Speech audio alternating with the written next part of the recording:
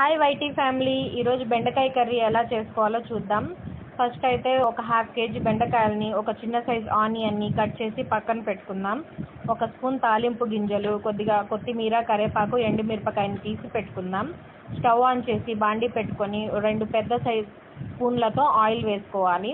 Oil heat ఎక్కిన తర్వాత తాలింపు కోసం ఉల్లిపాయలు, ఎండుమిరపకాయ, కరివేపాకు, తాలింపు గింజలు వేసి బాగా వేసుకోవాలి. తాలింపు వేగే వరకు తాలింపు అనేది మంచిగా వేగితే బాగుంటుంది. వేగిన తర్వాత అందులో ఒక స్పూన్ అల్లం వెల్లుల్లిపాయ పేస్ట్ వేసుకుందాం. అదైతే ఆప్షనల్, మీ ఇష్టం.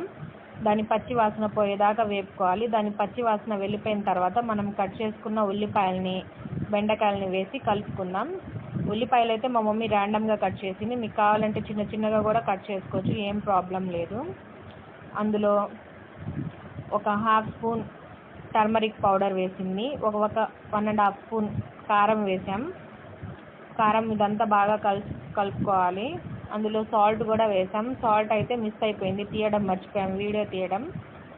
సో సాల్ట్ కూడా వేసి కలుపుకుందాం. ఒక 1/4 స్పూన్ ధనియాల పొడి కూడా ఆప్షనల్, మీ ఇష్టం. కాకపోతే ఇవన్నీ వేసుకుంటే, మసాలా, ధనియా పౌడర్ వేసుకుంటే మనకు మసాలా కర్రీ తిన్న ఫీలింగ్ వచ్చింది. ఇది బెండకాయ ఇగురు లాంటిది, బాగుంటుంది.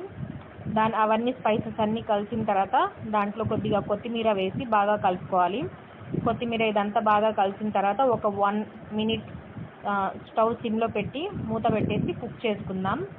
తర్వాత ఓపెన్ చేసి చూసి అందులో కొద్దిగా వాటర్ వేసుకుందాం. ఎంతైతే మనకు బెండకాయ ఉడికిద్దో అంతవరకు వాటర్ వేసుకొని సిమ్లో పెట్టి కుక్ చేసుకోవాలి.